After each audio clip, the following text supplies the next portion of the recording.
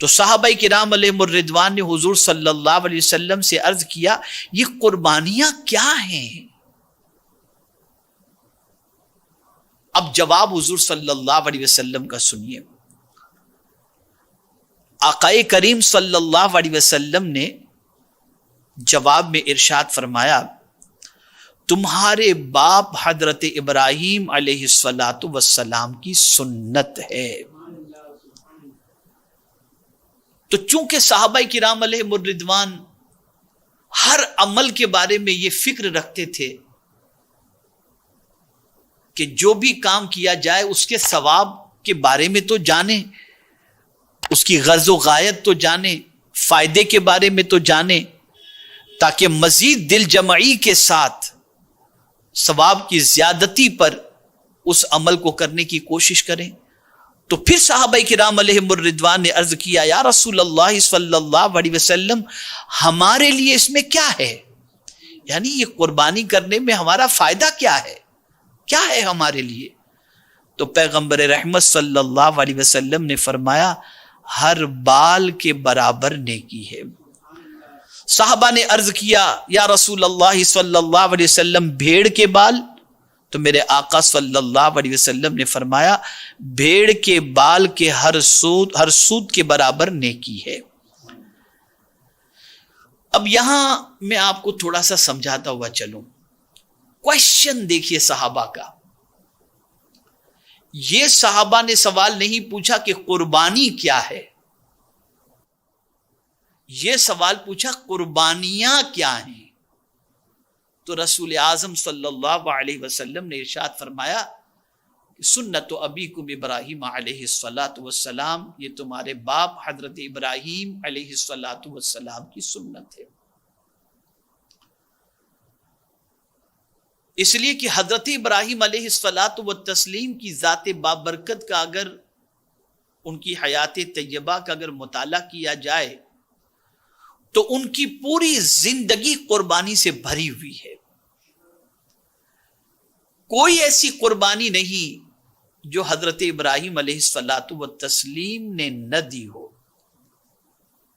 وطن کی قربانی، جان کی قربانی، مال کی قربانی، اولاد کی قربانی، خواہش کی قربانی، ارمانوں کی قربانی، ہر قسم کی قربانی حضرت ابراہیم علی نبینا علیہ الصلاۃ والتسلیم نے اللہ کی بارگاہ میں پیش کی.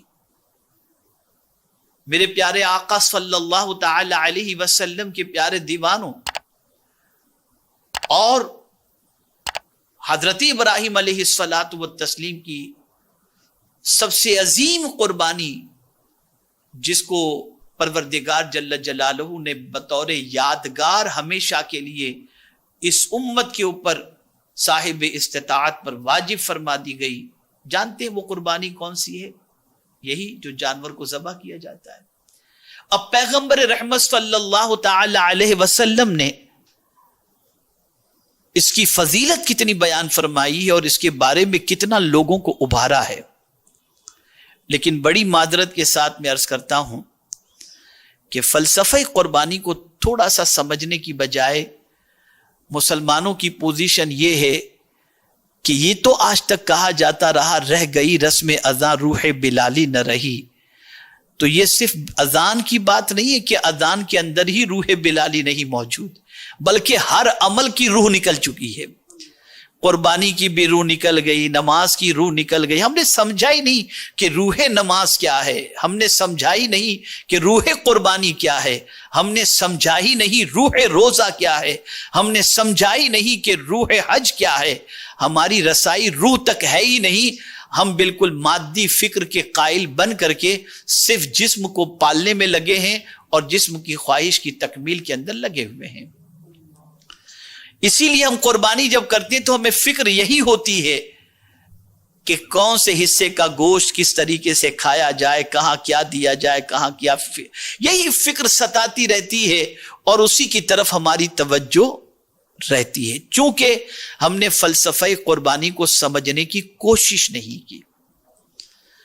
ہم نے اپنی توجہ کو پیغمبر رحمت صلی اللہ علیہ وسلم اور حضرت ابراہیم علیہ الصلاۃ والسلام کی فکر کی طرف مبذول کرنے کی کوشش نہیں کی، اس لیے شکم سیری کے شوق نے اور لذت کام و دہن نے ہمیں اسی طرف رکھا کہ ہم بس اسی کی فکر رکھتے ہیں، کلیجی کھائیں گے اور گردہ کھائیں گے اور بکرا کھائیں گے اور یہ کھائیں گے، اس کا سموسہ بنائیں گے اور اس کے کباب بنائیں گے، بس یہی فکر رہ گئی، اس کے علاوہ نتھنگ۔ اب آئیے میں آپ کو تھوڑا سا سمجھاؤں تاکہ آپ قربانی کی اصل کو سمجھ سکیں اور مقصد کو۔ یہ سنت تو ابیکم فرمایا گیا، حضرت ابراہیم علیہ السلام کی سنت۔ میرے پیارے آقا صلی اللہ تعالی علیہ وسلم کے پیارے دیوانوں، ہر وہ چیز، توجہ چاہوں گا خاص طور پر، ہر وہ چیز جو انسان کو محبوب ہوتی ہے، حضرت ابراہیم علیہ السلام نے ہر محبوب چیز کو اپنے رب کے نام پہ قربان کر دیا ہے۔ یہ ہے قربانی۔ جان انسان کو محبوب ہوتی ہے، قربان کرنے کے لیے تیار۔ مال انسان کو محبوب ہوتا ہے، قربان کرنے کے لیے تیار۔ بیوی انسان کو محبوب ہوتی ہے، بے آب و گیا وادی کے اندر چھوڑنے کے لیے تیار۔ بیٹا باپ کو پیارا ہوتا ہے، اسے راہ خدا میں قربان کرنے کے لیے تیار۔ اور دنیا کو یہ درس دے دیا، اے دنیا کے ماننے والو، میرے کریم نے اگر مجھے تاج خلیلی عطا فرمایا ہے تو میرے مولا کی توفیق سے میں اس سے اتنی محبت کرتا ہوں کہ ہر محبوب چیز کو اس کے نام پر قربان کرنے کے لیے تیار ہوں۔ تو میرے مولا نے یہ جو جذبہ صادقہ مجھے عطا فرمایا ہے، اس کی وجہ سے میرے کریم نے مجھے تاج خلیلی عطا فرما دیا۔ ہمارا حال یہ ہے کہ ہم دعوی محبت الہی تو کرتے ہیں، جان قربان کرنا تو بہت دور کی بات، مال قربان کرنا تو بہت دور کی بات، وطن قربان کرنا تو بہت دور کی بات، ہم اپنی خواہش بھی قربان کرنے کے لیے تیار نہیں۔ اور ہم دعویٰ کرتے ہیں محبت الہی کا۔